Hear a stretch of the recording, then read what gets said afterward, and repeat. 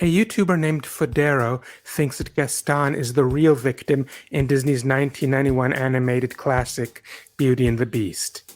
True to the form of garbage arguments of the Manosphere, his arguments are steeped in misogyny, thoroughly debunked alpha male pseudoscience, and lots of other garbage.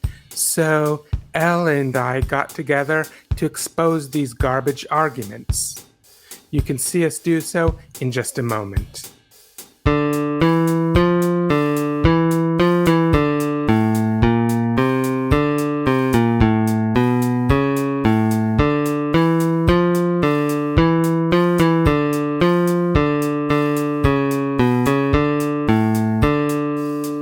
Hello, Internet. This is Red Angel Sophia here with another installment of Tearing Down Terrible Videos Together, where each time I get a guest and together we get a video from somewhere on the internet with really terrible messages in it. And together we critique that video and expose what is so terrible about said video's messages. And today I have a guest here who has been on the show already a few times. Everyone, give a warm welcome to Elle. Hi, thank you for having me back. Oh, it's always a pleasure when you're on this show, so it's no problem having you here. So how are things going? Oh, it's going good. Exams are over. Less stressful. And for those who happen to be tuning in for the first time, can you tell us something about yourself? I volunteer with a lot of places like Skeptic Haven, and I've got a Discord server where I hope to help people deconstruct ideas or help them. And I've got a Discord server where we hope to help people move from religion if that is what they want, or question, or if they've got questions about that. Yeah, so that's me. Okay, so anyways, as often, we have a really terrible video. There's a really terrible video we have today from the heart of the Manosphere. We have this piece of work. Hold on one second.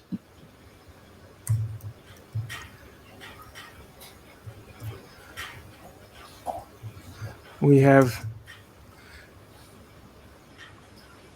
this here from the heart of the Manosphere.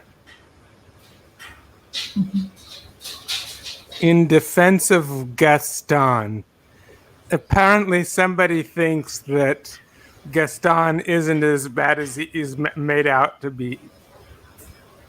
Yep, and that's definitely not the case. And that's why we're here, is to help them see the error of their ways.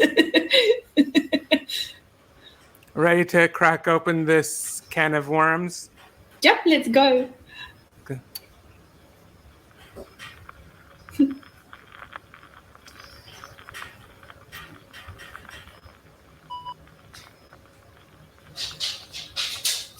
Hi everyone. Today I want to mount a defense of one of Disney's most reviled villains, Gaston from Beauty and the Beast. He's brutish, he's entitled, he has all of these morally repugnant character flaws. However, these same flaws are also present in both the Beast and Belle, as we'll see. And while our instincts may dictate Gaston is ultimately responsible for his own actions, we need to take into account that the characters around him do nothing to mitigate his flaws. They lie to him, and in fact reward him for his negative behavior. Oh, lie to him. What incentive does a man have to change when his vices are held up as virtues and are constantly reinforced by everyone around him?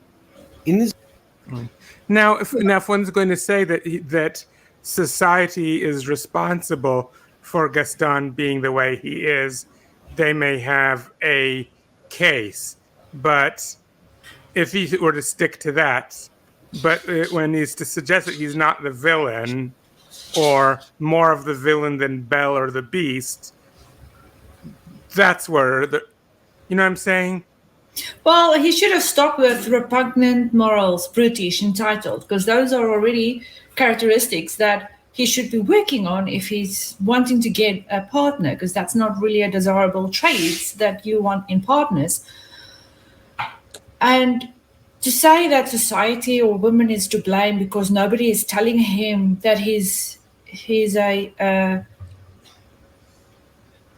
I want to swear, but I won't, that he's a twat, then I'm sorry, but that's not good enough. You're a grown adult. You're still responsible to do your own self-reflection. You're still responsible to know these are my values, and are my actions reflective of my values?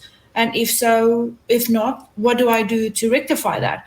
You can't then go and say, I need society to approve of my actions, and I need society to tell me when my actions isn't good enough. Because you're a responsible adult and you're responsible for your own actions and feelings and thoughts. And you So should... you're saying we've already gotten to the part where this guy blames women? Because I know that's in this video, but I didn't know we've gotten there yet. Yeah, I think he just said it in this first bit where he said society and women are to blame because nobody is rectifying him of his actions. So he thinks it's okay to be a brute, entitled, repugnant person. But even if nobody tells him, it's nobody's responsibility, firstly, to tell him you're a twat. He's supposed to be able to have some sort of self-reflection where he can look at himself and say, oh, yeah, okay, so maybe that's not a good action. Yeah, I was giving the benefit of the doubt that maybe he's a product of his time. I was giving them the benefit of the doubt, but still. This guy still makes much more claims than just him being a product of his time. Yeah, but still, even that is not a excuse for being a twat. You need to better yourself and look at yourself, and you can't just be blind to things and be like, oh, yep, I have an excuse. I'm a victim. Look at me. It's not how these things work. That excuse only goes so far. So far, yeah. In this video, I will show you how Gaston is the byproduct of women and society at large being... This is where he blames women. Yep, because of course he has to blame women because... Yeah, it's women's fault. He's entitled, brute, and what did he say? Repugnant. because you know it's like it wouldn't be a Manosphere video if it doesn't blame women. Yeah. Dishonest with men about what constitutes positive masculinity and the disastrous effects it has on all parties involved. Let's go through the story arcs and examine why Gaston was probably the greatest victim in Beauty and the Beast. Definitely not the greatest victim. No, and that's what men always want to like cry. These men, at alpha men, I'm the victim. I'm alpha, but I'm also the victim because nothing is my fault. It's everybody else's fault. Never mind the whole alpha wolf thing was debunked by the same scientist who initially proposed it. Yep. It was and even if it wasn't debunked, that it would still be only applicable to wolves, not to humans. Yeah. First, we need to examine Belle's introduction. Belle refers to the townsfolk as little people.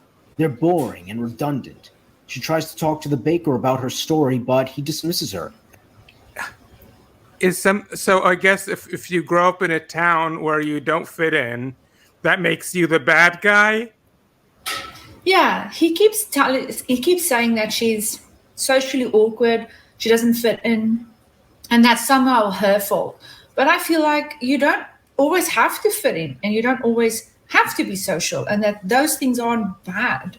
There's a lot of introverted people that prefer not to engage with a lot of people. Plus, you choose who you want to engage with. There's a lot of people that's definitely not like you, and then you sort of don't engage with them because, you know, sanity is a thing that you sort of want. There's a lot of people who are introverted, and there's a lot of people whose interests just don't fit into the area where they grow up. Yeah. And that's not something to vilify. No, it's not something to make them feel guilty for either. Be like, oh, you don't fit in, so the problem is definitely with you. Like, no, it's not. It's just one of those things. Not everybody fits in everywhere. You just need to find your own people and fit in with them. Because, yeah, everybody has their people, because that's just how things are. But not everybody is your people, because that's just nuts. Then you're sort of not authentic in my book, because you can't be a people pleaser for everyone. That's just insane. And rightly so. Unlike Belle, he's actually got a job to do. He's doing something that needs to be done for the village to eat. Note how they have to stick in a verse where the baker berates his wife for some baguettes. The first jab this film takes at married life, showing husbands as verbally abusive. How does that show him as verbally abusive? He's just asking her where the baguettes are, for crying out loud.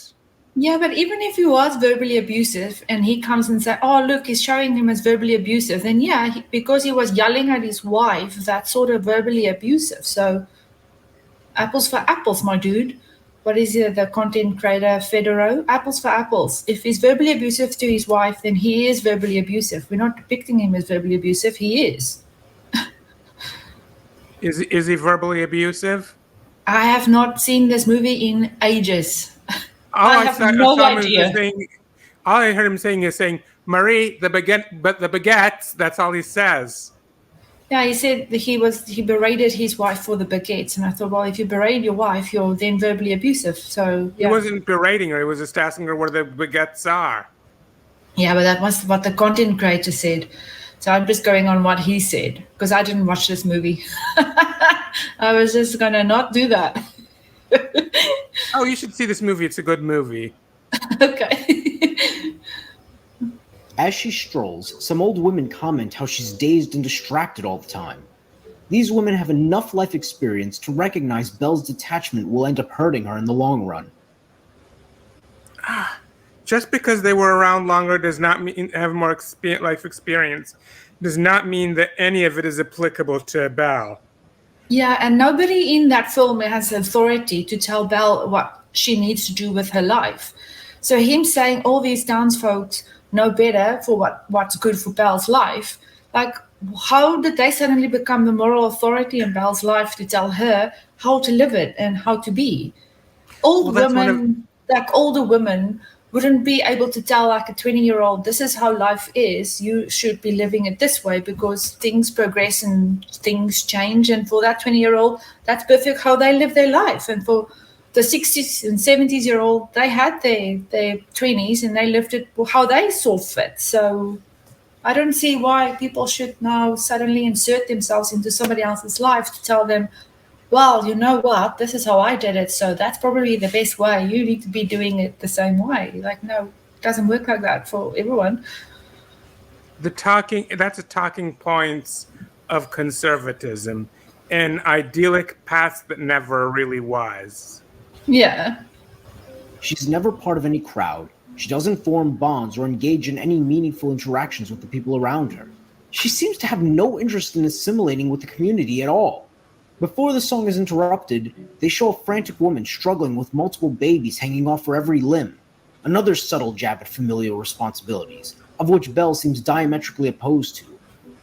And who exactly does Belle owe becoming a familial response? Who does Belle? Look, he's saying that it's the responsibility of this woman. Like, no. Sorry, you're a parent too. So it's equally responsibility of both men and women, both parents of the child. It's not just the woman has to now have 4 children hanging off each limb. Like, somebody please help that woman. To me, that sounds like a nightmare. To be in that position. That woman is probably on the point of breakdown and mentally exhausted. And this man is just like, yep, I don't care. It's the female responsibility. Like, not every woman wants to be a mother, and it's not every. And if you're not a mother, they're kind of useless, and you're not productive, as he keeps calling women in the show, that they have to be productive. Productive for who? Exactly. To do what exactly? Who does Belle owe anything to? Yeah. What do you mean? Productive meaning she needs to have children to be productive? What exactly do you mean? So, yeah, I think he's You're way asking off. Manosphere people to start exhibiting logic? The whole segment is where he doesn't think women are equal. And equal in a relationship, but we'll get there. Yeah, but he wouldn't be a Manosphere person if he did believe that. Yeah. There must be more than this provincial life, she says, as if there's no meaningful purpose to anything the townsfolk do. The song then cuts to an interlude where Belle visits the bookkeeper to pick up a book she's already read twice. Ironic, considering she just finished mocking the townspeople for always doing the same thing. She wasn't mocking them, she was just expressing how she's bored by the town. Well, he's making a lot of leaps here. For example, when she was walking past the older woman, he was saying that they made an assumption that she's detached from everybody. And the same with this one where he says, yeah, there must be more to life. Okay, but that's a statement that she made about her own life. That doesn't necessarily mean she also then, by extension, thinks the townsfolk's life don't matter or that the way they're living it is stupid. It's just she made that statement about her own life. And that's only about her own life. So he's making all sorts of leaps of what he says Belle sort of thinks. And it's like, yeah, but did you ask Belle that? Did she mention that? She just made a statement that there must be more to life than this, making a statement about her own life. That's only a statement about herself, not about the townsfolk at all. So he's making a lot of leaps, trying to depict her character as somehow less than or weak or flawed, where it's, no, you're making just a lot of assumptions and you haven't actually asked Belle at all, which is what men do. They think they know someone because that's how they want them to be, but they haven't actually engaged in this person long enough to be like, actually, this is who this person is. Today is the day that all your dreams come true. An actual quote from the movie. Yep. An actual quote from the movie by the character whom this guy idolizes. Yep. Instead of reprimanding her for wasting her time, the bookkeeper gives her the book as a gift. What kind? This bookkeeper is the only person in the quacking town who actually gives a quack about what Belle's interests are. Yeah, so she likes reading. What's wrong with that? Suddenly that's now not productive, according to this dude making this video. Well, if a woman reads, she could start thinking and getting ideas. Well, if she's reading, she's not tending to the kids, so she's not productive. What kind of example does this set for Belle? Not only should she continue being unproductive, but she should expect a reward for it? I'm sure that won't make her more entitled later on. And what does she do after getting this book? She sits by the fountain talking about it to some sheep. Mindless beasts who won't talk back or challenge her in any way. Here's the part where Gaston appears. Note how we're introduced to him. He's killing something, his face cloaked in a dark shadow. Okay. So firstly, he's talking about the librarian setting a wrong example. Okay, so this is bizarre. Since when do other adult men need to set examples for young women? He's a librarian. She's in the library getting a book. And he has no authority in this woman's life to tell her what to do. In fact, he's actually giving her a book because he found out she likes this book. So that's quite a nice thing to do. I don't understand why the content creator thinks that men should somehow set an example for women. And if you set the wrong example for women, they're now suddenly not productive. That's a really strange way of thinking about life and people's places in it. Because nobody has any place in anybody else's life, especially not a librarian. If I walk into a library for a book, if the dude's going to suddenly tell me he needs to set an example for me, I'll be laughing at him because he doesn't know me from a bar of soap. And then what's wrong with talking with sheep? I talk with sheep. I have 2 sheep. Yeah. I talk I with have my a bit. cats. I did get a bit on edge when the sheep ate. When she let the sheep eat a page from the book. Oh, I'll send you a photo later. They eat anything. They'll eat Yeah, I anything. know. The thing is, I would have protected the book from the sheep. So Yeah, but they're naughty and cunning. You think they're not paying attention, and before you know it, they've grabbed the page and they've eaten it. They just do that. they read with their stomach. Yes. Already, the imagery is instilling a negative, sinister connotation to hunting, a productive activity expected of a man of this time period. After declaring his intent to marry Belle for her beauty, we hear a group of girls melting over how handsome he is. Why doesn't he just marry one of them? Exactly what I was going to say. Well, let's look at it. There's nothing depicting negatively about hunting. I personally do not like hunting. I know it was something I was probably needed whenever, way back when, but it's certainly not needed now. And I think hunting is a sport, and I do not like it. I think it's disgusting. And yeah, secondly, the woman that likes him, why doesn't he then go for them? Yeah. And by the way, I'm not into hunting, but I've known a man who's into hunting and a woman who's into hunting. Yeah, well, my And I know them family from two is. different, and I know them from 2 different places. So my point is that your gender doesn't have to dictate whether or not you're into hunting. Yeah. And then there was something else he was saying. Yeah, and he wants to marry Belle for her looks. Okie dokie. Have you actually gotten to know Belle at all? Do you know anything else about her?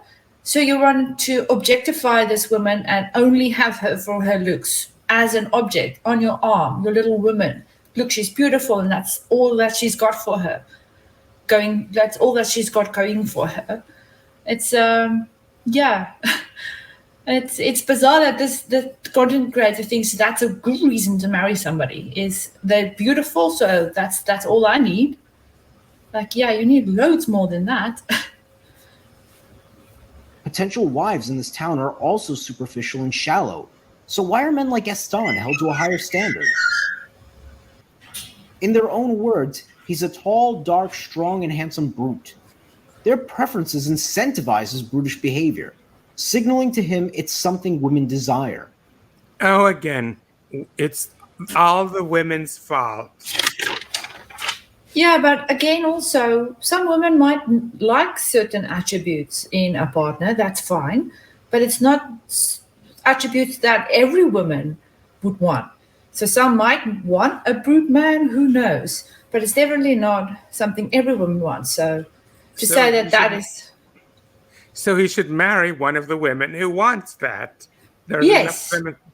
Exactly. You should maybe go and get to know someone to know that that's what they want, and not just shove it into everybody's face and be like, this is what everybody wants, so I'm just going to be this. And if you don't want me, I'm the victim because you're being dishonest, or whatever his claims are. And I just feel like, yeah, you should go for the woman that likes that, and firstly get to know them well enough to know that that is what they like. Getting to know a woman apparently is not something this dude does or advocates for. It's not the kind of thing that the Manosphere encourages. The only thing they want to know about women is how to seduce women. Yes, how to make them productive and set a good example. I mean, there's later on in the video where he's going to say that it's a man's responsibility to, I don't know, make a woman productive, apparently. But yeah, we'll get there. Is this guy a classic conservative or a manospherist? Which do you think I don't know. I think he's a twat. That's what I know. Whatever yeah, twat is. The thing is, the question is, what kind of twat? I have no idea. Probably both. Of course, the argument to this would be something about internalized patriarchy. Because, of course, women have no agency. They're completely influenced by the world around them. But each man is an island into which no societal pressures can penetrate, right? Never mind. Who said that? Yeah, Do but I smell a straw man? Yeah, but he's making a lot of leaps here because he's saying, oh, but women have choice. Look, they have agency over their lives.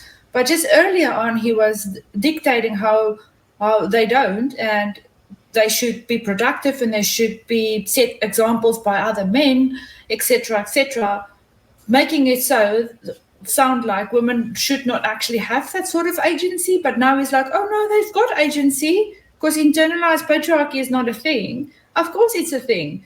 Women are being taught by all sorts of things that their value lies in their youth, and then when they turn 40 they don't have any value anymore, they're irrelevant, and when they turn 50 they go invisible.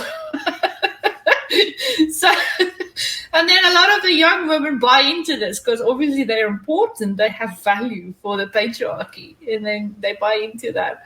But there's a lot of things going on here. He's just being awful.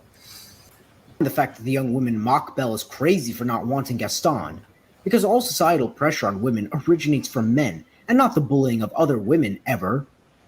I've heard, of course, a lot in feminist circles discussion of things that some women do that perpetrate the patriarchy. Yeah, they buy into it until they get to like they're 30, 35 and they realize, oh shit, I'm getting old. And then they start getting these ideas, oh, I'm going to be irrelevant soon when I hit 40 and I'll start losing my youth. And then because that's what they believe and they're bought into this.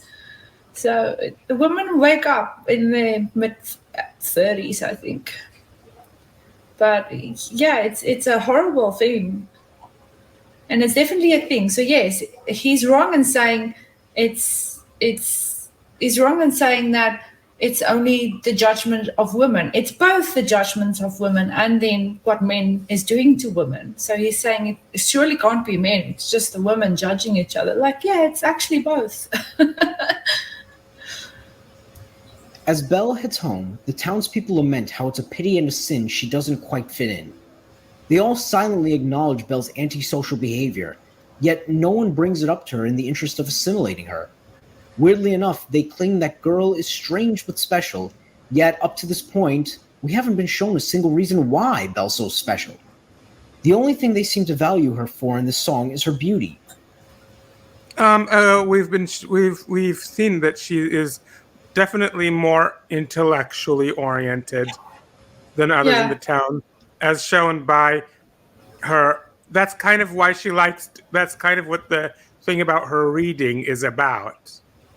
Yeah. And the fact that he makes a point that it's a townsfolk's job to tell her that she's antisocial, that she's not fitting in, and that she needs to change. And no, it's nobody else's business to go around telling other people, oh, you're not fitting in, I think you need to change. Like, who does that? Like, if a group of people in my town approaches me and they're like, oh, we think you should change because you're antisocial, you don't fit in, I'll tell them to quack off. Because it's none of their business. They can't insert themselves into somebody else's life. So that's probably why the townsfolk didn't tell her that. Fodero, or the content creator, I can't pronounce his name. Fodero. It's probably why the townsfolk didn't do that, because that's none of their business. And that's not what people do. You can't go around and judging people and be like, oh, you don't fit in. You should actually just let people be who they want to be and accept everyone for whatever flavor they have and just leave them the hell alone. It's not something people usually do.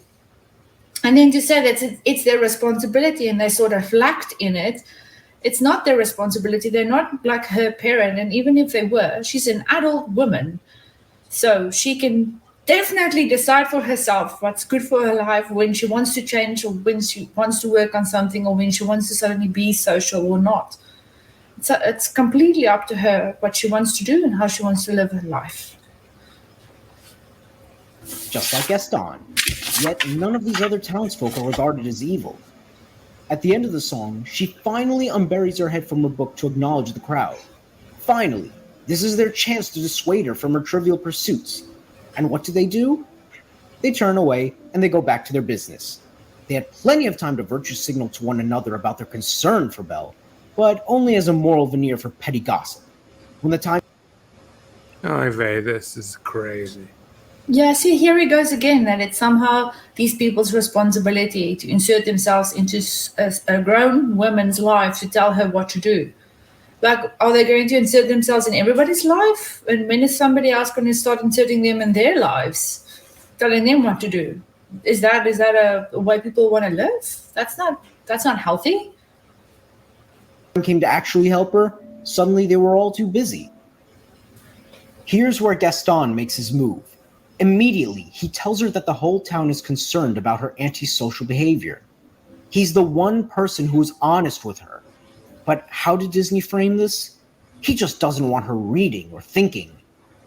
That scene, I use that. You may notice I use that as a pop culture reference insert in the video where we critiqued Laurie Alexander not too long ago. Yeah. Come here, cat. Help me waste my oxytocin. Help me waste my oxytocin. So that Yeah, but the way he approached her is he grabbed something out of her hand. So firstly, he's crossing boundaries. That's not how you meet people. If he actually wanted to make an impression on this woman, telling her that she's not fitting in is probably the wrong way of doing it. He should have actually just gone out to get to know her and maybe find a common interest and do that with her. But you're forgetting Fodero does not believe that women should have agency. Yeah, but he's also want to use that against him when it comes to the patriarchy. So then he's like, wasting no, my you have oxytocin. agency. I'm busy wasting my oxytocin right now. Oh, beautiful cat. Yeah. Yeah, I'm wasting my oxytocin on you. She's a sweetheart. Yeah. So I guess if I ever get married, I won't have any oxytocin left for my husband because I've used it up all on my cat. Yeah, because according to Laurie Alexander, your body can't make any more of that. That's just the protein. You've got cells and DNA and RNA, and they can definitely make more protein. But anyways,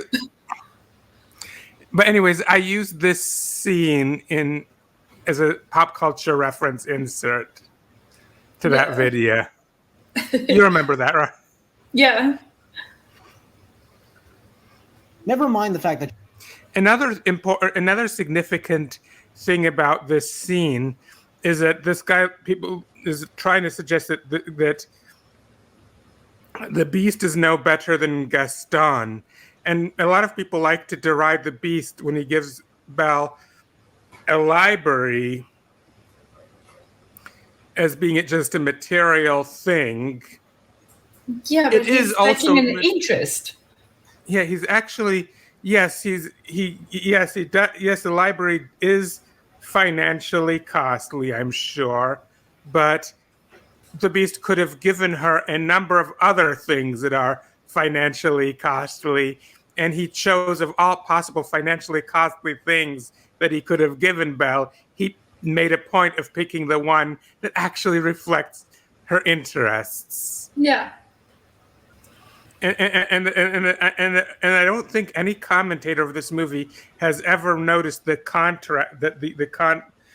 contrast between Gaston and the Beast here. Is it Gaston is trying to take away books from her? The Beast is because he wants books. to tell her how she should be, because he's got this picture in his head that she has to be X, Y, and Z. So he's going to shove her into that role, into that box, because that's where she needs to be, instead of just letting her be who she is, finding out what that is and letting her be who she is, actually supporting her in her life's journey and being the best Belle she can be. But no, he's going to try and change her, shove her into this box of gender roles that he wants her to fit into, because that's his idea of where women should be. They're objects, they've got gender roles, they're there to support the man, and the man is there to lead and guide them to be productive. and desirable, apparently. She's reading fairy tales which serve no real-world purpose. He recognizes such nonsense is holding her back from learning skills that would make her more productive and thus more desirable. To put into perspective, imagine if there was a movie about a girl who wanted her boyfriend to stop playing video games all day. And the reason she gives is that if men play video games, they'll start having fun and being happy. A caricature of a woman being so needlessly spiteful would draw incredible backlash by modern audiences for how obvious a straw man it is. But no need to worry, Gaston's honesty doesn't last. As Belle leaves to get home to her father, Maurice, she rails against Gaston and LeFou for calling him crazy old Maurice. Since Belle seems to respond positively to capitulation, Gaston immediately transitions to white knighting by hitting LeFou and telling him to cut it out.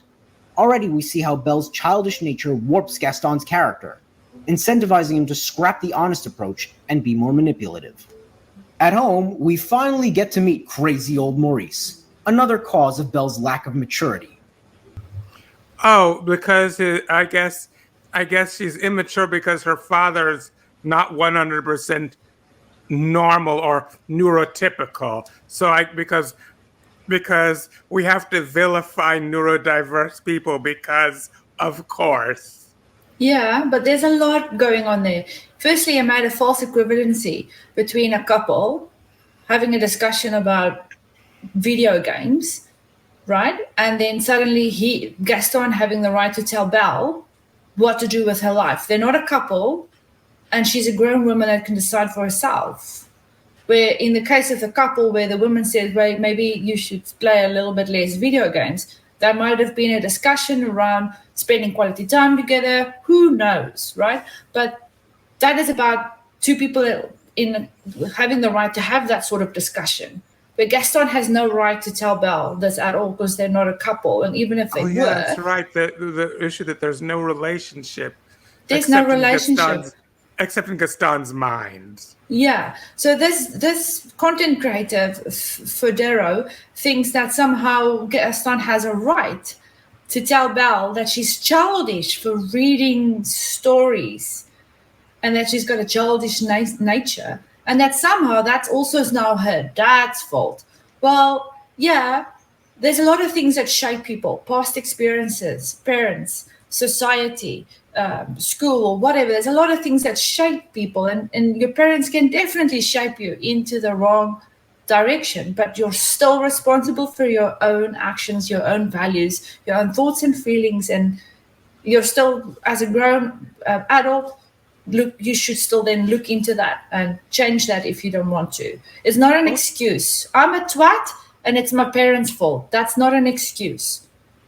But also, still, like you said, the dad is neurodivergent, and to say that because he is, that's why Belle is also a bit strange, and that is all to be frowned upon. No, it's actually very, very cool to be neurodivergent, and I think you need to understand that a bit more and leave these people alone. Because we agree her dad is neurodivergent. We agree on that, right? Yeah. But yeah.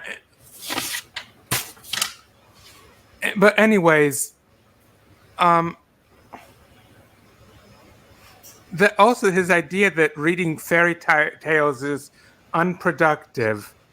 Do you want to live in a society without art and creativity? Yeah, and imagination. That actually makes us problem solve better. If you've got imagination, how will we tackle problems if we don't have that?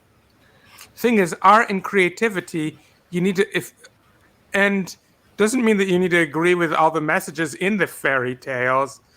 If you read the fairy tales, even if you want to do a play that subverts the fairy tales, like Shrek or Into the Woods, you have to read fairy tales to be able to do that.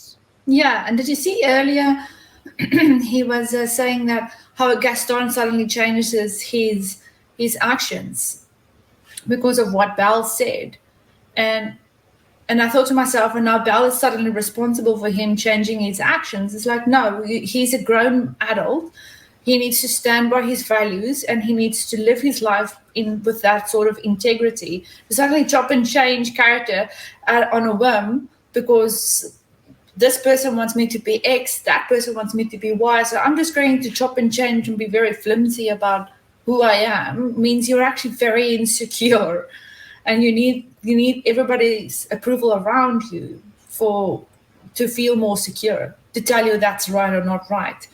Maybe you should just go and discover who you are for yourself and what you think is good and right, and live it by that. And if other people agree with you, that's good. If they don't, then they don't. It's the way it is. Start living your life and chopping and changing your character and your actions to fit for this person to like you. It's people pleasing, and it's insecurity. Mm-hmm. While Bell claims he's a genius, his introduction into the story shows him to be so clumsy and careless. He almost blows up their house and gets himself killed while doing an experiment. So geniuses can't be clumsy. That's exactly what I was thinking. So because he's a genius, he can't also be clumsy and careless. So geniuses just have to be very careful and not clumsy. Agile. Geniuses have to be agile and careful. It's at this point Belle questions him if she's odd, to which he responds, "Where would you get an idea like that?" He too is blissfully unaware of his own oddities, so he doesn't notice them in his daughter either. But why doesn't Belle ask the townsfolk directly why they think she's odd? The answer is because she thinks she's better than all those stupid working class hicks. And they all know it. They tell her what an egotistical brat she is, that she has no right to look down on them, considering she contributes in no meaningful way to the town's needs. So she deliberately ostracizes herself from them. In the movie, in the live action version of the movie, in the live action version, she actually invents a washing machine for her laundry. What? Well, firstly, it's really odd for him to think that she needs to go and ask other people why they think she is odd. Why does that matter what they think? And why do they have the all say in whether she's okay or whether she passes to be normal? That doesn't matter at all. What if she asks the librarian if she's odd? Yeah, and then to say suddenly that she's not asking them, and therefore she thinks that they are beneath her and that she's got a high ego, is making a hell of a leap into her character. She's not asking them because it's none of their business. End of story. That doesn't mean she thinks less of them or she thinks it's better than them, because it's none of their business. You can't walk around in a grocery store asking all sorts of townspeople, "Hi, do you think I'm odd? Why do you think I'm odd?" That in itself is odd. So I don't think people do that. And then to say, yeah, she should have done that. You don't do that. You don't do that. By the way, Elle, am I odd? A little bit, and I think it's very cool. I'm odd too. Yeah. But he's making a hell of a leap into her character. He's suddenly framing her as thinking she's better than other people because she doesn't ask their opinion about her own self. That doesn't mean you think you're better than other people. And then he's also then saying that she's got a high ego because and that she's not a productive member of the society. Where is the rule that we all have to be these productive people in the society? We exist. And again, we're talking about a rather narrow metric of productivity. Yeah. By the way, I suspect that I'm guessing Belle is also neurodivergent. Yeah, it probably is. There is some genetic composition behind that. So her dad is, so there's a good chance that she is too. But just to say that we have to have this value or this purpose or this way of being productive. We have to have. No, we do not have to have that, and we do not have to be that. We can just exist. We don't. We can we can choose how we want to fit into the society or how we want to be productive. If we survive, we survive, and that's all there is to it. There's no other rule where we have to be this and we have to be that and we have to have this value and we have to be this productive and we have to be X, Y, and Z and do X, Y, and Z. There's no such rules, and to hold people to this way of living and rules is just wrong. Just let people be. Avoiding the truth. After this, Maurice goes off to a fair by himself, with Belle staying put instead of responsibly accompanying her clumsy old father to watch over him. Now, even if we were to go from the assumption of Belle owing her father to her time, even if we go from that assumption, isn't someone needed to stay home and look after the things in the house that won't just take care of themselves? Isn't someone needed to do that? Yeah, he mentioned she's got chickens. Will they just feed themselves? Yeah, it's like, should she just go with him to the fair and let the chickens starve? Yeah, he's making another leap there that it's somehow her responsibility to now care for her dad. It's no child's responsibility to care for their adult parents. For whatever reason, if something happens, you can choose to be there for your parents in whatever way, but nobody should be required to give up their life to care for somebody else, even if it is their parents. And you shouldn't be made to feel guilty for saying, shoot, I've got a life, I've got responsibility, I've got other things I need to do. Yeah, I'm going to get you the care you need. Her father needed her at home more than he needed her accompanying him to the fair. Yeah, and he's making another leap there that her dad somehow actually needs help. I think that's insulting. Why would her dad, because he's odd? He needs help. Oh, yeah. Since he's odd, he obviously can't take care of himself, obviously. Yeah, he's an able person. He's going on about his business. Because obviously this guy's a neuronormativist as well. Yeah. So it's just making a whole bunch of leaps there. Firstly, Belle has to accompany her dad. Why? Her dad's doing stuff. Her dad's a able-bodied person. Does he need care? Why are you saying all these things? And then he's like, yeah, it's her responsibility. It's making so many leaps there. It's just insane. Now, one thing is, the fact is many times people in provincial towns are very judgmental of people who are in any way different, and that is a fact. Yeah. And especially in the southern United States, there's a lot of animus toward transgender people, and they're making laws that are making life a nightmare for transgender people there, and makes us wonder if there was the only thing we could do to help. And that's why I'd like to talk about our friend Alfred, who is trying to escape from the southern United States.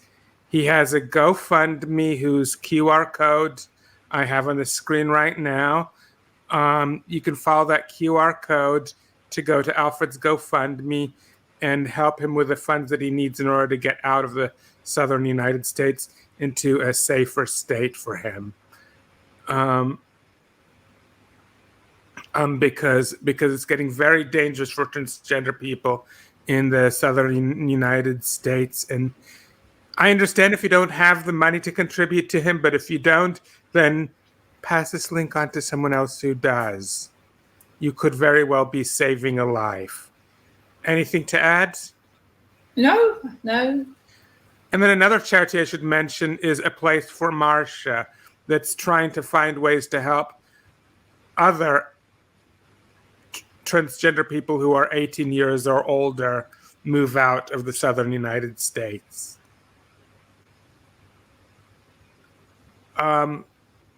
Again, its QR code is on the screen, so I understand if you don't have any money to contribute, but if you do have any money to contribute, please consider visiting this charity, A Place for Marsha. And if you don't have the money, please pass the link on. Anything else to add to this?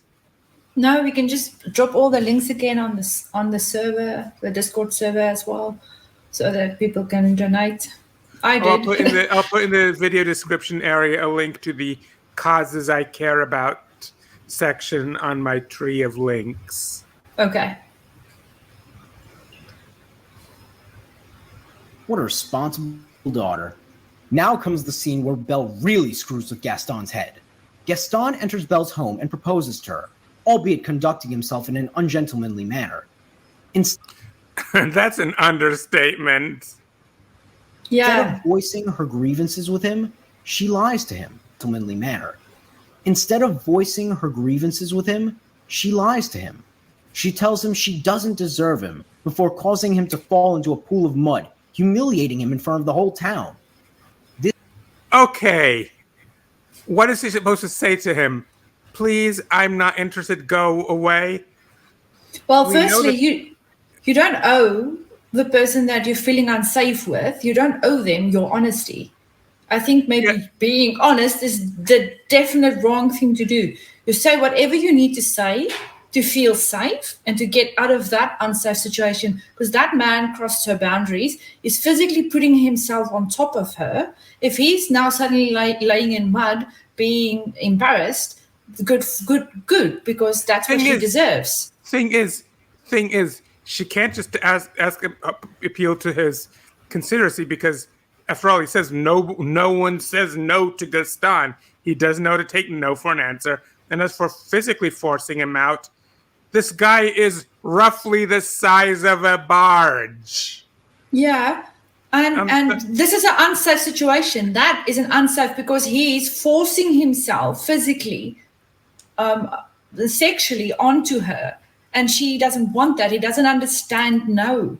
Did you hear the content creator saying when she opened the door that now she's going to really screw with his head? How is this screwing with his head? The man doesn't understand no. He doesn't understand no. He's crossing boundaries and he's physically like dominating her. So she can say whatever the hell she wants to get out of that situation. She doesn't owe him a lick of honesty. Not one thing. And to say, yeah, she's now being dishonest and she's playing with his head. It's like, no, she's not interested. She's trying to tell that to him and she's trying to get out of this dangerous situation. Yeah, and if he's embarrassed, he's embarrassed. And it's the only way she can do that. Yeah, if he's embarrassed, he's embarrassed. Who cares? Yeah, that's the thing. Fall into a pool of mud, humiliating him in front of the whole town. This doesn't make any sense to get. Okay, even if he weren't being so forceful and abrasive, the fact that he got everybody together before getting her consent on the whole thing, that's on him. Yeah, the fact that he walks around being all entitled, he's entitled to Belle's attention, he's entitled to Belle's hand, he's entitled to Belle's everything, and he walks around thinking that he's owed that it's his, and now the content creator is like, oh yeah, but now it's all confusing to Gaston and that's wrong. That's not sort of Belle's fault. That's suddenly Belle's fault that Gaston did not get what Gaston thought he was entitled to. Like nobody's entitled to a woman's kiss, hand, anything. He doesn't even know this woman. He hasn't even taken the time to actually know her, get to know the dad or anything. Yeah, and it's suddenly Belle's fault. She's leading him on. She's playing with his head. Gaston. As far as he can tell, there's nothing wrong with him.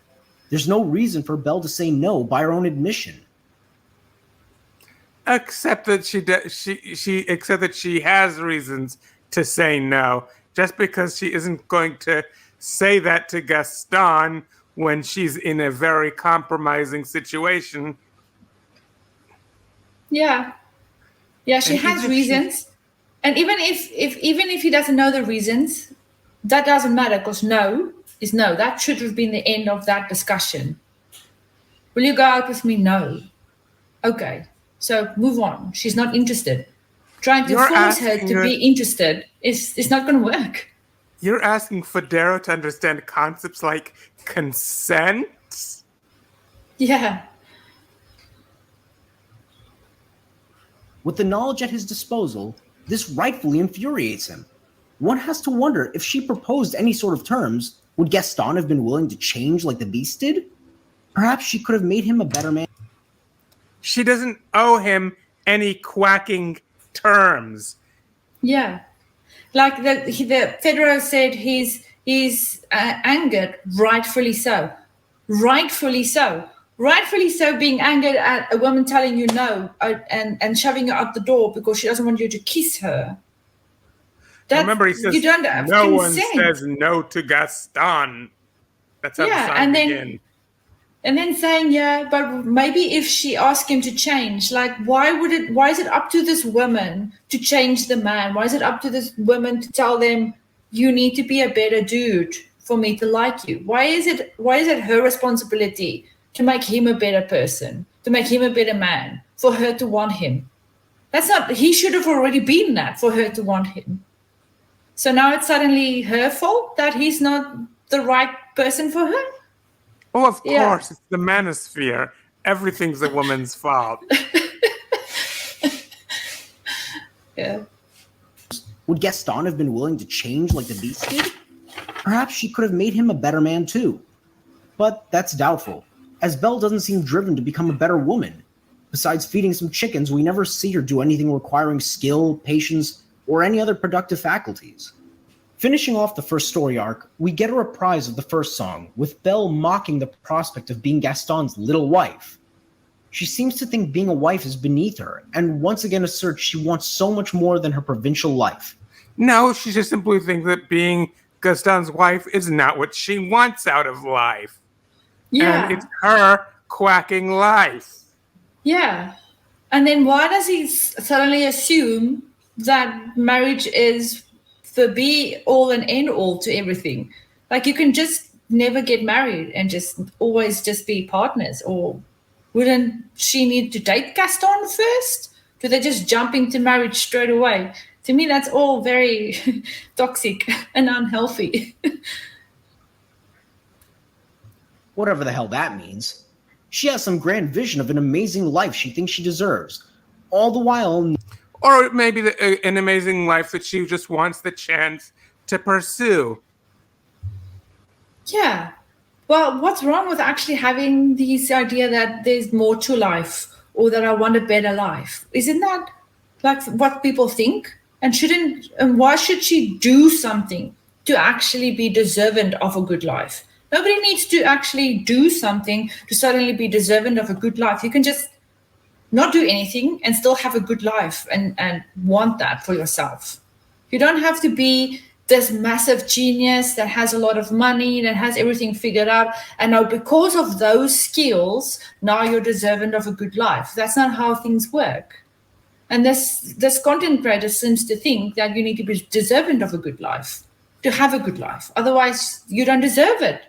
You don't deserve free healthcare. You don't deserve X, Y, Z. You just don't deserve it because you don't have any attributes that this content creator deems worthy. You're not productive. I don't know. Maybe he thinks people need to be rich. If everyone was entitled to free healthcare, how would people be shackled to employers who mistreat them? Yeah. Yeah, but you need to be deserving of a good life, by the way. So that's how things work. We don't just all deserve a good and happy life. We have to do something to deserve it, apparently, which is just nuts. Never demonstrating why she deserves it. Gaston's vanity is at least based in some accomplishments. He's fit. He's a good hunter. He has so many skills, they made a song about all of them. What has... Did you at least hear that song? Did you at least hear that song? It's a rather good song. No, I didn't. But do you see what I mean? The content creator thinks, well, Gaston has the following skills, so he's deserving of. Yeah, well, basically, there's one part in the song where he says, "When I was a lad, I ate 4 dozen eggs every morning to help me get large, and now that I'm grown, I eat 5 dozen eggs, so I'm roughly the size of a barge." And they Yeah, show to him me, that eating all sounds those unhealthy. eggs. And they show him eating all those eggs, and the general consensus among the audience, I mean, among the viewers of the movie, is that he's eating them raw. Ugh. Yeah, I don't think eating that much protein is healthy. But yeah, I'm not a nutritionist, so yeah. But to me, I don't think eating that much protein is good for your body. Yeah. I think the cholesterol would kill him before the beast. Yeah. Well accomplished. Nothing as far as we know, yet Gaston is regarded as the egotist of this film. Fast forward, and Belle makes her only selfless act of the entire film by trading her freedom for her father's. This gives the Beast the false impression that Belle is someone who can be negotiated with. Like her interaction with Gaston, she refuses to try to compromise in any way with the Beast, despite him sparing her a dungeon cell and giving her free roam over most of his castle. Again, what does she owe the beast? Yeah, but he's like, yeah, she refuses to compromise. Okay, she doesn't have to compromise. I think he's going to go on about her refusing to go to dinner. She doesn't owe anybody anything. If she's deciding, I actually feel uncomfortable and I don't want to go to dinner, she shouldn't be forced to go to dinner, and she shouldn't be made to feel guilty for saying, I don't want to do that. By saying, oh, she's now this spoiled brat because she can't just compromise or give in. Just give in to whatever advances everybody is making around her. Like, no, if she's decided, I don't want to do this, she shouldn't be forced. It's crossing a person's boundary, which the content creator doesn't seem to understand boundaries at all. If somebody says, no, I don't want to go to dinner, constantly asking them 10, 12, 15 times is not going to suddenly make them give in. And if you want to like break them down so they eventually give in, what sort of person is that? What sort of person does that make you? You're just crossing people's boundaries.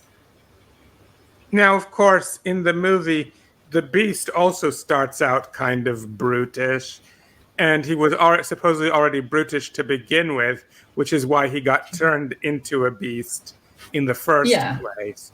But thing is, the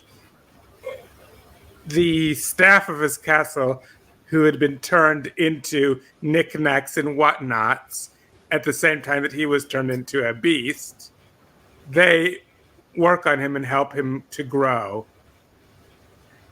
They help the beast. It's still nobody's responsibility to help you grow and change as a person. So I still think, the beast isn't actually really making a good impression on me either. But the fact that he could actually then look at himself and make the changes to be more vulnerable, to share his feelings more, to open up more and be a decent person, says a bit more about him than Gaston. He even tries to mind his temper with her. When he yells at her to come to dinner, she understands. He even tries to mind his temper. You see here where when he the yells staff, at her to come to dinner, they're shaking. You saw them shaking their heads there, right? Yeah. They're not shaking their heads at Belle. They're shaking their heads at the beast's behavior. Yeah. He even tries to mind his temper with her. When he yells at her to come to dinner, she understands. Yeah, if you've seen the movie, you know that it's the beast's behavior that they're shaking their heads at. Yeah. I got that. Understandably refuses. But then when he changes his behavior to accommodate her and asks her more politely, she again refuses. This is like, will you please come to dinner with me? Is that polite? Yeah, but see, even if you're as polite that you can charm a snake, it doesn't matter. If somebody's decided, no, I don't want to do that, trying to manipulate or coerce them or force them or play emotional games with them so that they do eventually do what you want to do, it's very controlling. And I don't think it's healthy at all. If somebody tells you no, then no is no. Just accept it and move on and be like, yep, cool, I'm going to go to dinner nonetheless. You can join if you want, or you can not. And then he said, if she doesn't eat with me, she won't eat at all. And of course, the staff decided to go behind his back and give her the option of eating by herself. Yeah. Because the staff knows a bit better. Yeah. And over the course of the movie, the Beast grows also. Yeah. The Beast doesn't start out as a great guy either, nor does the movie pretend he does. However, he grows up over the course of the movie, while Gaston does not. Yeah. An opportunity presented itself to reward better behavior in a man, and Belle cast it aside because she's too spoiled. She can't compromise on anything for anyone. Only after the Beast's heroic act during the wolf attack is Belle finally given a sliver of hope to change. Seeing his willingness to compromise his own safety for her sake, she is finally inspired to be honest with the man for the first time in this movie. She tells him up front she has a problem with his temper, and if he had controlled it, she wouldn't have run away. Together with some gentle nudging from his servants, Beast learns to better temper his aggressive nature. The Beast Thing is, you see, Beast learns. Thing is, at the very beginning of the movie, it mentions that basically the Beast started out at the very beginning really not that different from Gaston. No. He was someone who was this great prince, but was great looking, but was unkind. And then an old lady came in from a storm, asking for shelter from the storm and offering in exchange a single rose in exchange for refuge from the storm. And when he rudely scoffed at her, and then she said, told him to look at what's within rather than being superficial. But then he still scoffed at her, and then she revealed herself to be a great sorceress, and that's when she turned him into the Beast and turned all of his servants into knickknacks and whatnots. Yeah, but the content creator for this video don't understand. You see, somehow things Belle has to have been honest with the Beast. Belle has had to compromise and give in to his continuous advances for her to go to dinner. If not, she's spoiled and spiteful and dishonest, and somehow he doesn't realize that no, she doesn't owe anybody any of that. She can just refuse to go to dinner because whatever her reasons are for not wanting to go to dinner, she might feel uncomfortable. Whatever her reasons are, those are our reasons. No means no. He doesn't understand no means no. Somehow, by asserting her boundary and saying, I don't want to do this, somehow now she's dishonest and spiteful and spoiled. Well, somehow this castle staff seemed to know better than that. Yeah, and then when she is kind to this person, this Beast, she's kind to him, and then she says, well, you're making me uncomfortable with your temper. It's violent. I don't like it. It's making me uncomfortable. Now suddenly he's like, yeah, but she should have done that straight away. No, she's a prisoner. She's been held against her will. She's uncomfortable. She doesn't need to be any kind of honest. She just needs to survive that situation. So I don't know. This content creator has a really, really weird idea of she has to be honest all the time, and that's not true. Definitely not true. Not in these situations where she's unsafe and in a dangerous situation. Beast accepts a compromise in order to make Belle happy, a chance she never offered to Gaston. But here's where the Beast goes wrong. He doesn't bargain with her anymore after that. He doesn't reinforce the lesson of reciprocity. He jumps straight to being in love with her. But why? What did Belle do to evoke his love? No, the thing is, the Beast was the one who changed more. He's growing up. Yeah, but still, the content creator says again there, why does she deserve that love? Like somehow we have to do things to be deserving of a happy life. And we have to do things or be things to be deserving of love. And no, you shouldn't. That's not how being in love or falling in love works. You just suddenly fall in love with this person that you've been spending time with and realize, I do like this person. And then you fall in love. This person didn't have to do anything to be deserving of it. They're just themselves, and you like what you see and you fall in love. It's like this person doesn't understand how being in love or falling in love works, and that we somehow have to deserve love or deserve somebody's love or deserve a happy life. We have to do things or be things to do that. It's bizarre. Always to being in love with her. But why? What did Belle do to evoke his love? All we see them do is feed birds, eat some soup, have a snowball fight, read fairy tales, and dance. Oh,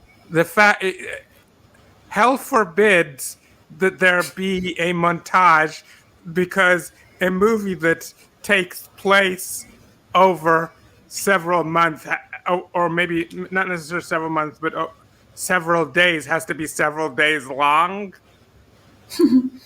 Yeah, but he's sort of dissing all the hanging out experiences they're having. He's like, yeah, but what are they doing? They're just eating soup, they're dancing, they're feeding birds, they're reading books. Yeah, that's how you build an emotional connection with somebody. You hang out with them, you share things, you do things together.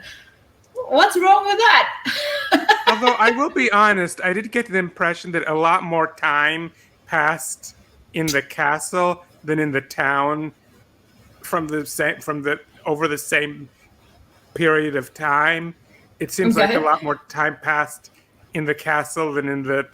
That makes sense. Yeah, I have no idea. It's like one thing about this movie. It seems like only a few days passed in the town, while a few weeks went by in the castle. Yeah, I didn't really watch this movie, so I can't really say. Yeah. He doesn't give her any responsibilities. He doesn't do anything to help her grow. And it's not like she elects to improve herself of her own accord. She's perfect the way she is. She's beautiful, and she likes him. That's as far as the Beast thinks it through. Except that he also doesn't mention in this video that he also respects her interests.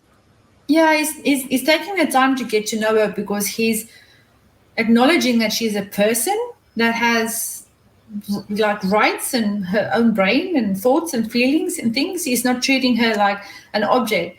Did you also notice the content creator saying he doesn't help her grow? Why does a man need to help a woman grow? When is that a responsibility of a man to do that? I mean, if she's actually a better person because of some of his influence, that's good.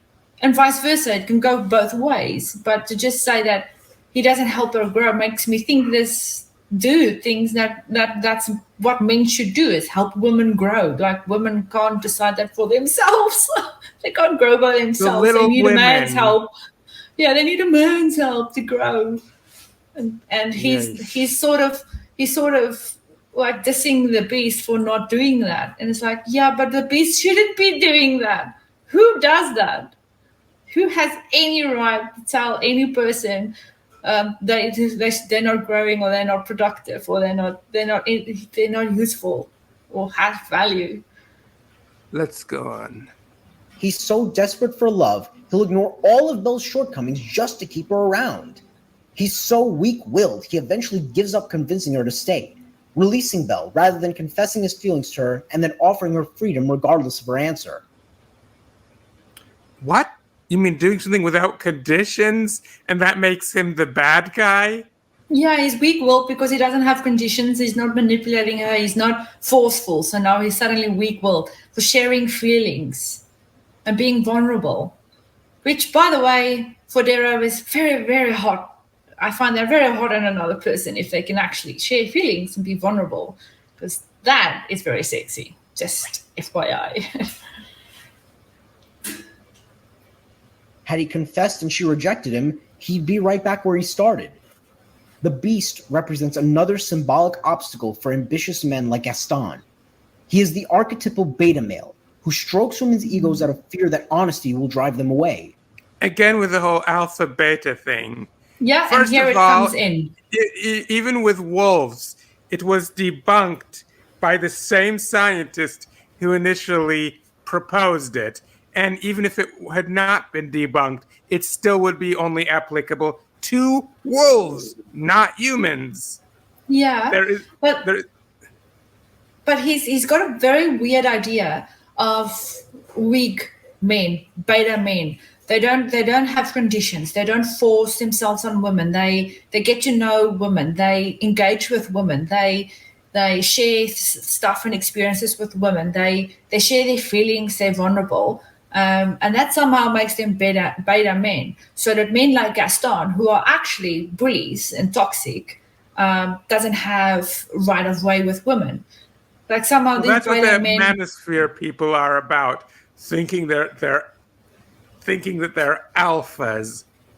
Yeah, and they've got right and entitlements to women's attention, to women's time, to women's lives, to women's brains, to women's livelihoods, to everything. And also entitled to know immediately the woman's entire medical history. Yeah, and that she just has to be open and honest, and that's it. Otherwise, she's a spoiled brat. Because if I meet an alpha male and don't disclose to him in the first 5 seconds of knowing him that I'm trans, that's a capital offense by him. Yeah. It's weird that he thinks that's a weakness. Like, that's not a weakness. That's decency. That's normal. That should be what normal engagement is like, where you get to know people, you share feelings, you share time together. You don't have conditions for them to do things. You don't manipulate them into doing things. You don't have a temper to get your way and be forceful. And he sees that as a weakness. Jeez, I don't want to be this guy's girlfriend. This is just, yeah.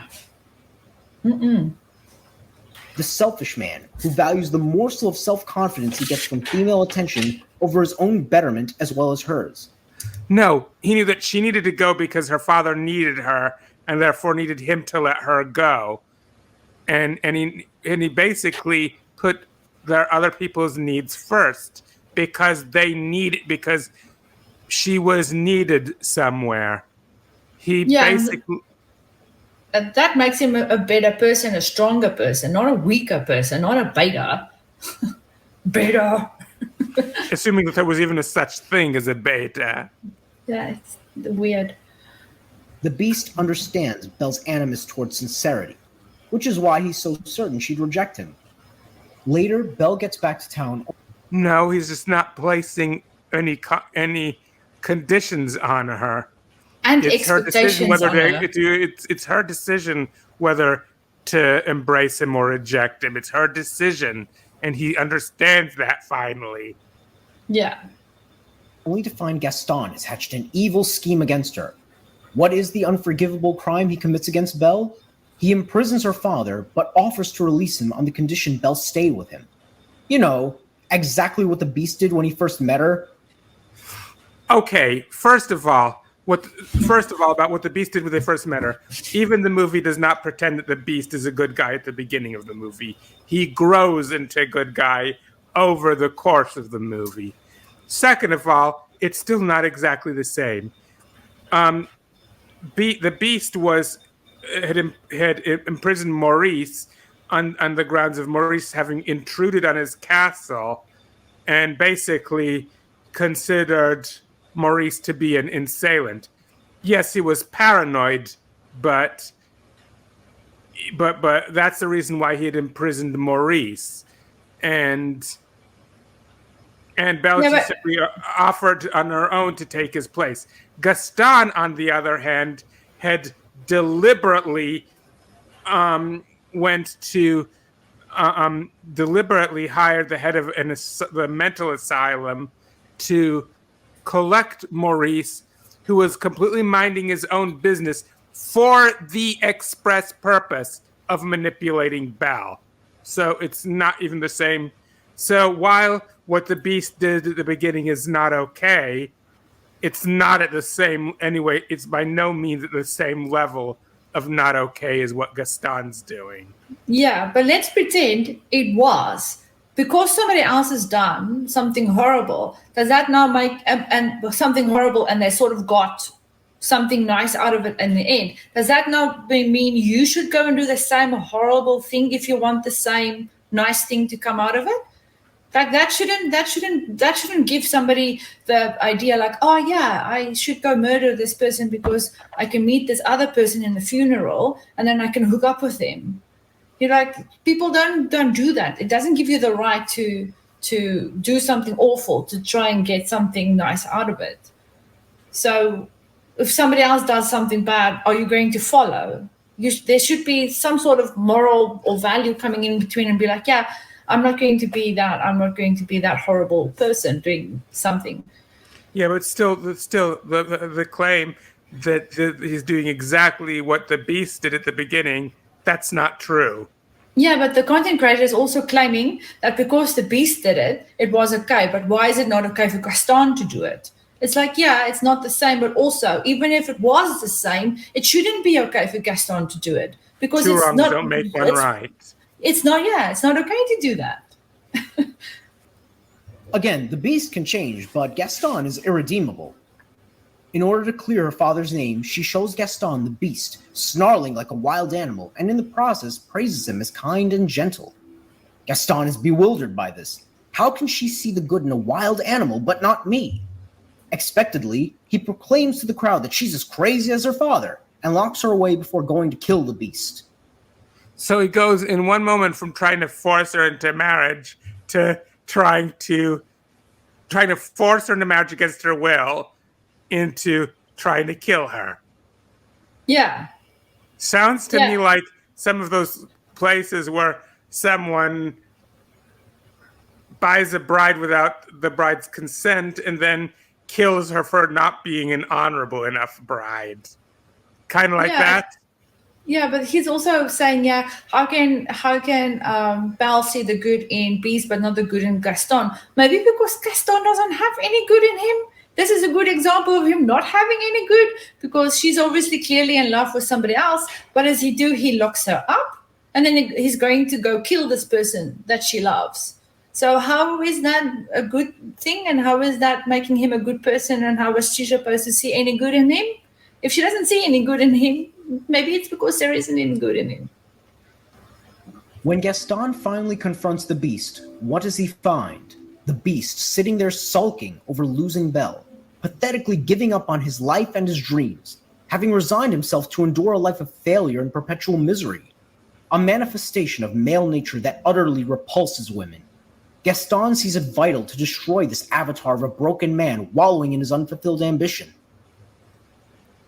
Okay, so you see someone who's down and out, and your response is to try to kill them. Yeah, that sounds like a great guy to me. Yeah, but did you also hear him dissing again on qualities that he deems weak and not desirable? He's like, women doesn't desire a man that's vulnerable. Like, no, in fact, women desire men that's vulnerable. That's actually very sexy. Not all women, though. Women, we all differ, like a bucket of Smarties. We just all differ women very aren't much. all exactly the same. Same.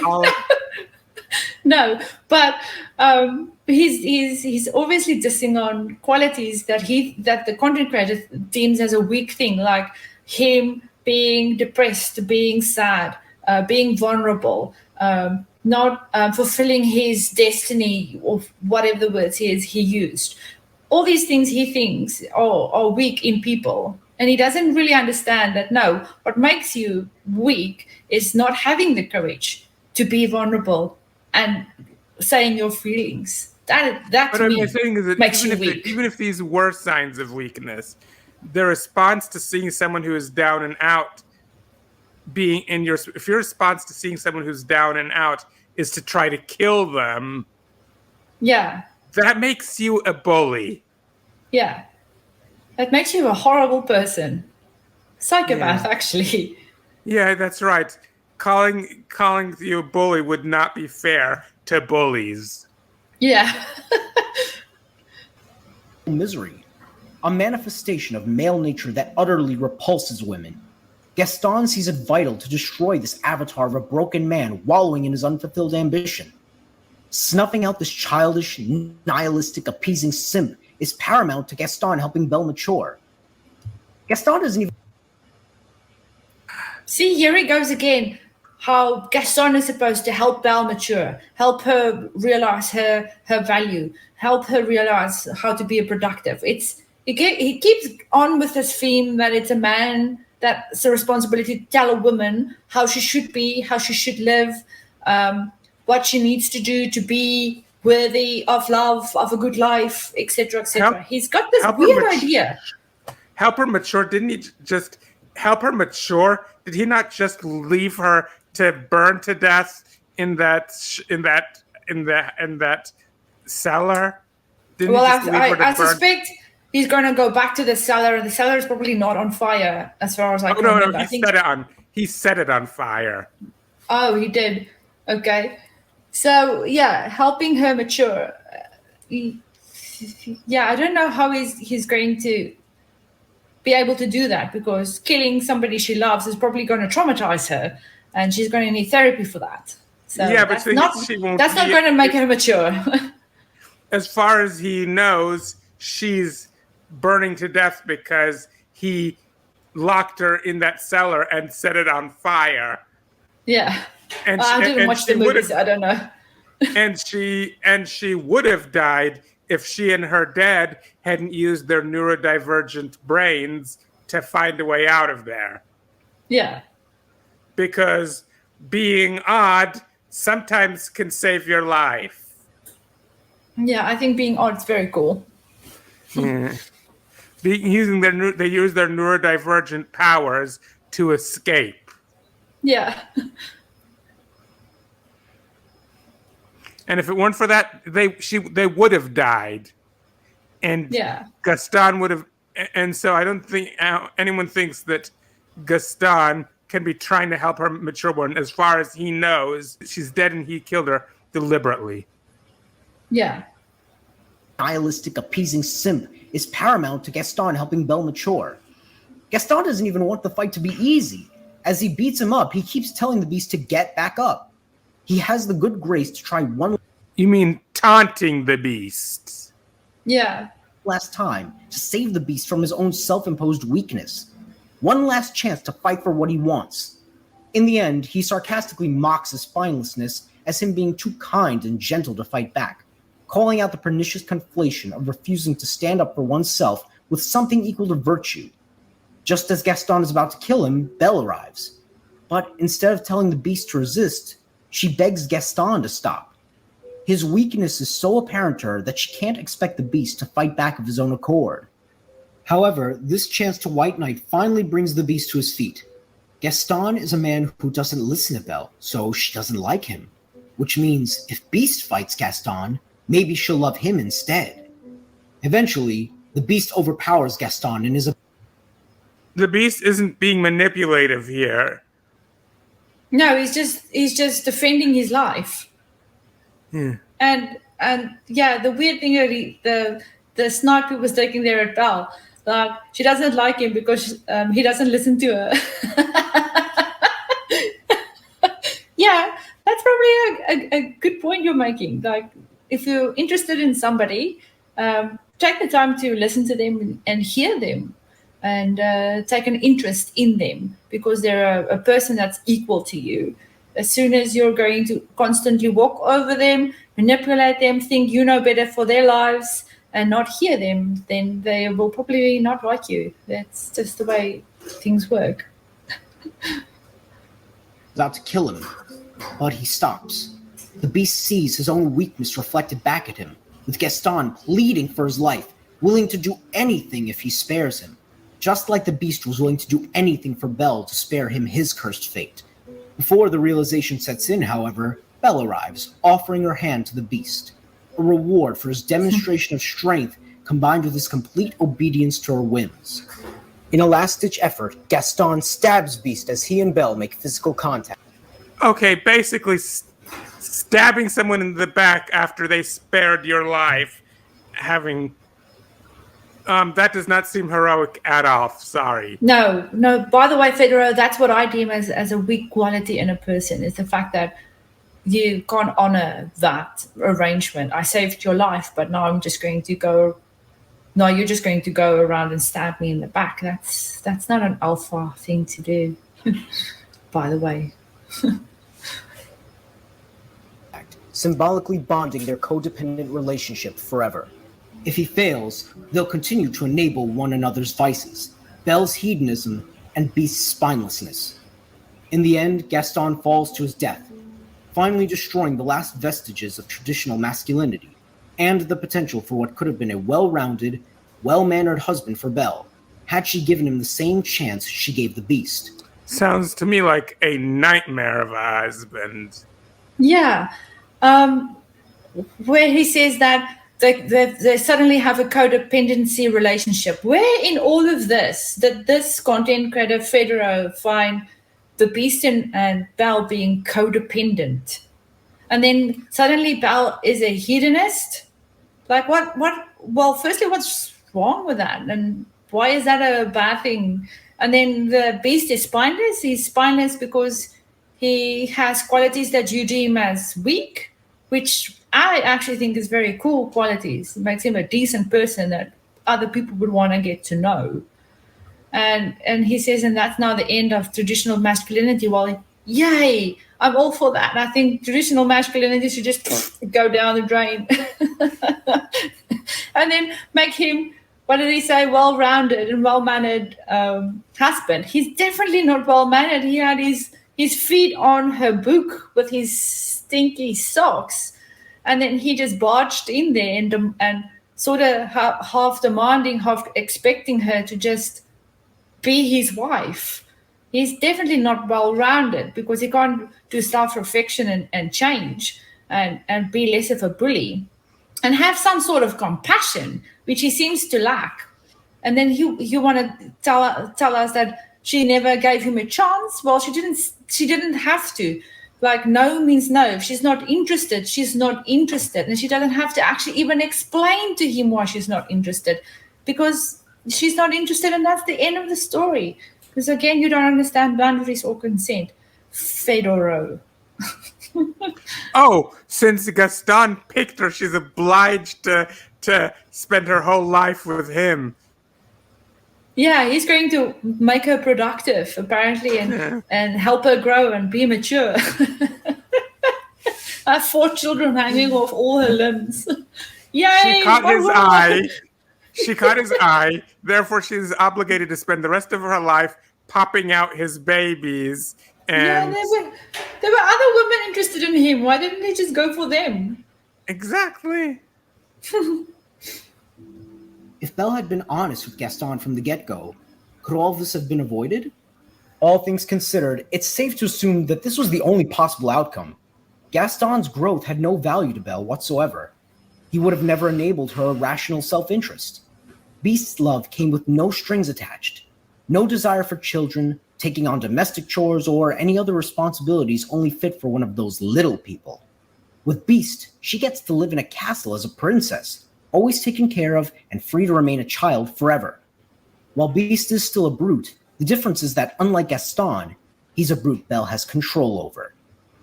No, he's a brute at the very beginning of the movie, but he stops being a brute long before he physically changes. Yeah, but there was a hell of a lot of wrong things he said in that short minute, because he was saying that Beast love doesn't come with strings attached. Yes, that's exactly how love is. It shouldn't come with expectations, strings attached, or conditions.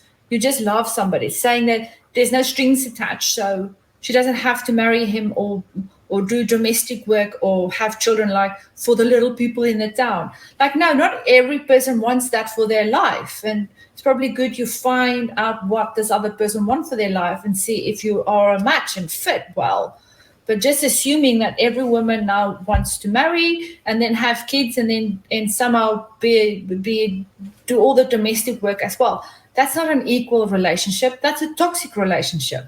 Because now with minimum wage and the what childcare is today, the cost of childcare, you know that she's going to have to go to work. So she's going to have to go to work, raise the child, come back home, clean, and then feed the man, and he's just going to sit there. To me, that seems like a really unequal marriage. So I wouldn't be jumping for that opportunity to marry that dude that's going to do that to me. Me so neither. yeah, seems like she's actually winning there. And then he's dig at the end for she's wanting Beast because she can control him. No, she's wanting him because it's an equal relationship and equal match, where he actually sees her as an equal person, where he can be open and vulnerable with and share feelings and things with. There's trust and a bond. It's not codependency. She doesn't need a man to make her see her worth or her value or make her grow or make her into a productive person. No woman needs a man for that. We hardly need men, actually, to be honest. And here we see the staff turning back from knickknacks into their human form again. Yeah. There is no expectation of reciprocity. As long as she stays by his side, she'll get whatever she wants forever. With Gaston gone, Belle's fantasy of her perfect, subservient prince can thrive in his absence. And so, Belle can be secure in her superiority to the little people that she looked down on since the beginning of the movie. After all, if a prince chose her above all other women, then that must mean they were all just jealous, bitter haters who can't stand that they're not as perfect as she knows she is. The tragedy of Gaston is an existential problem that continues to plague men living in modern societies. How is a man to manifest his goodness when women are free to indulge their vanity? An abundance of... Oh, women allowed to have freedom. That's apparently terrible. Apparently, according to Fodero, that's a terrible thing. Yeah, he said a lot of things. He made a hell of a lot of assumptions about her character. That she somehow thinks she wants to lord the little people and she wants a subservient husband, the prince. And somehow, because he is her husband, she's now better than everybody else. He's making a hell of a lot of leaps about her personality and character, and he doesn't know her. He just wants to make her, and probably a woman in general, out as these mindless, brainless things that is dishonest and needs a man to guide them to be better women, and they shouldn't be thinking for themselves or have lives. or they should be doing things to deserve a good life and to deserve love. It's a weird way to actually think about women, because he has no reason to say these things about Belle's character, because none of what I've seen has made her into this person. It's just leaping and making assumptions about what she was thinking, and he doesn't know. Which makes me think he's doing that with other women probably too. He just, makes assumptions of what they are thinking. Indeed. It's weird. Man to manifest his goodness when women are free to indulge their vanity. An abundance of weak men enable them to do so, and society at large turns a blind eye to the unholy alliance. The key lies in recognizing the extremes in both Belle and Beast's characters. Belle needed to learn that some compromise would not cost her freedom. Beast needed... What? Marrying Gaston would certainly cost her freedom. Yeah, but I think he was talking about the compromises to go to dinner, and that she should learn to compromise, especially when somebody suddenly turns from violent to polite.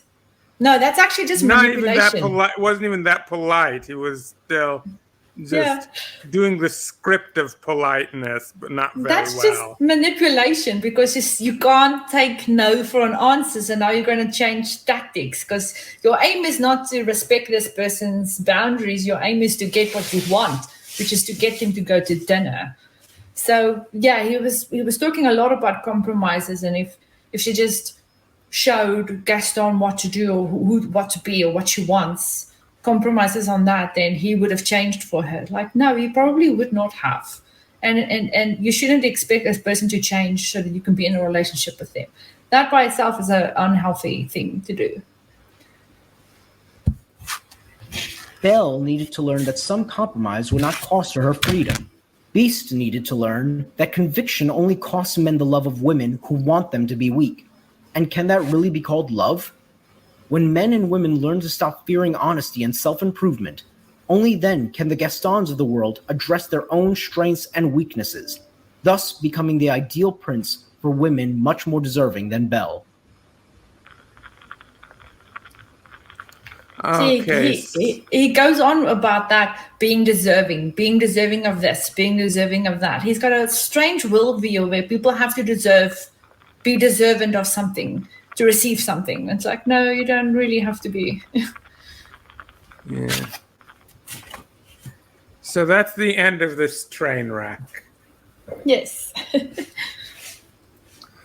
So, in that case, any closing words?